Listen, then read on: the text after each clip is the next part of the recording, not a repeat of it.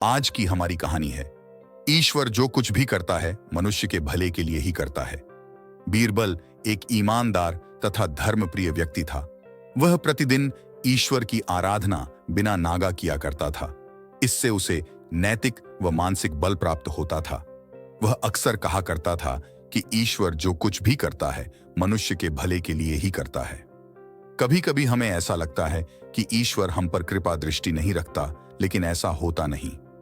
कभी कभी तो उसके वरदान को भी लोग शाप समझने की भूल कर बैठते हैं। वह हमको थोड़ी पीड़ा इसलिए देता है ताकि बड़ी पीड़ा से बच सकें। एक दरबारी को बीरबल की ऐसी बातें पसंद ना आती थीं। एक दिन वही दरबारी दरबार में बीरबल को संबोधित करता हुआ बोला, देखो, ईश्वर ने मेरे साथ क्या किया। कल शाम को जब मैं जानवरों के लिए चारा काट रहा था तो अचानक मेरी छोटी उंगली कट गई। क्या अब भी तुम यही कहोगे कि ईश्वर ने मेरे लिए यह अच्छा किया है?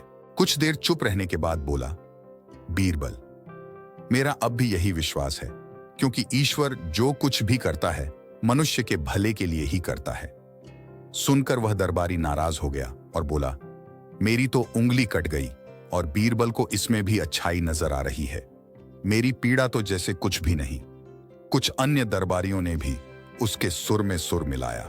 तभी बीच में हस्तक्षेप करते हुए बादशाह अकबर बोले, बीरबल, हम भी अल्लाह पर भरोसा रखते हैं, लेकिन यहां तुम्हारी बात से सहमत नहीं।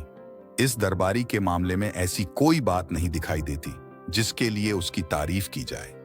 बीरबल मुस्कुराता हुआ बोला, ठीक है जहां पनाह, समय ही बताएगा। अब 3 महीने बीत चुके थे।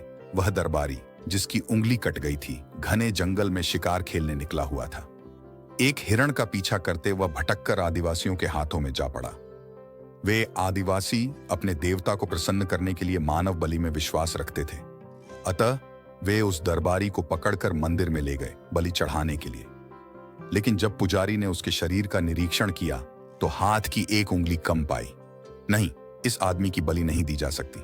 मंदिर का पुजारी बोला, यदि 9 उंगलियों वाले इस आदमी को बलि चढ़ा दिया गया तो हमारे देवता बजाय प्रसन्न होने के क्रोधित हो जाएंगे।